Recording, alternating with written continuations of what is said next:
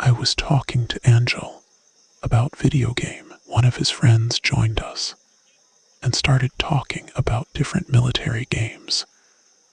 We were inside an open basement while talking. Suddenly, the building started to swell like a balloon, filling with water. A giant one formed in a microsecond. As soon as it happened, Angel pulled me out and dragged me away. While being dragged, I saw the building collapsing. The debris was about to fall over our heads, so I told Angel to go left and right to avoid it. Though we escaped, I got separated from Angel. I found myself in an open area. Suddenly, red and green lasers were pointed at people. I knew they were sniper sights. Shots were fired, some near me, some on buildings. It felt like a war zone. Some people yelled, and the army told them to kill them off.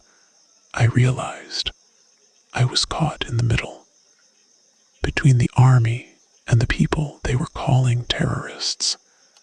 Suddenly, an army officer came. He asked me for my address, and I told him I was from India. I knew the two countries were on friendly terms. He asked for more details, so I repeated that I was from Ranchi, Jharkhand. Another officer came who knew exactly where it was. I didn't say anything else to them, as they blew up the building and killed the so-called terrorists. All I wanted was to go home. The military told me they would transport me by bus through territory controlled by terrorists. It would require me to be smuggled out.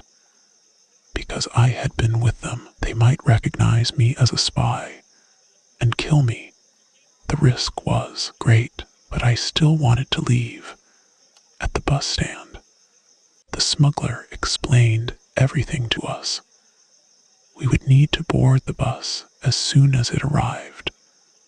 There was a road where the bus would come, and we had to cross a ditch that was shallow enough to manage, but still risky. While waiting for the bus, people began arguing over the route, and the smugglers wanted to avoid any disturbances. They asked a woman in a hijab and her child to stand near me, so that we would look like a family to avoid being noticed. I was told to stand beside her, but I asked her to move to my right side. In her culture, the wife usually stands to the left of her husband, but I wanted to reduce the risk of being recognized, so I insisted she stand on my right.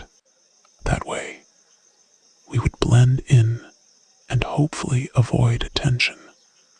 Understanding the risk, she agreed. When the bus arrived, I noticed the conductor and driver were old friends.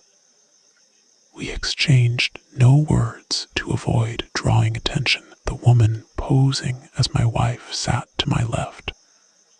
The smugglers asked us to sit upstairs near the tire area. Explaining it would let us blend in, even though it seemed easier for enemies to spot us. I didn't argue, because they might have known better. As the bus started, we spoke for a while. The child enjoyed the ride, and I played with the kid, a man who seemed to know the lady sat between us. We chatted, and outside the window I saw a strawberry tree. I mentioned they were plants, not trees, and admired their beauty. She then looked for a nut tree, peering through the window. When we reached a certain place, the atmosphere on the bus grew tense. I realized that terrorists might be nearby, collecting ransom money.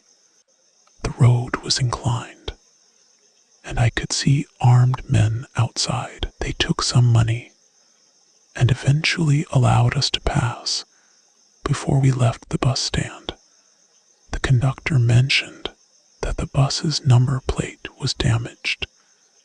They had to pull it out, but fortunately we weren't stopped further. Our next challenge was an ID scan at a tunnel checkpoint, but we still had an hour before reaching it. I spoke with a woman traveling with me, and she told me she was heading to Chaibasa in Jharkhand, about 3 hours from my home. I suggested she stay with me for a while before continuing her journey. She explained that people had warned her it wasn't a good idea, but she wanted to give her child a better future. As we reached the tunnel entrance, someone broke the line and ran outside, but he was shot.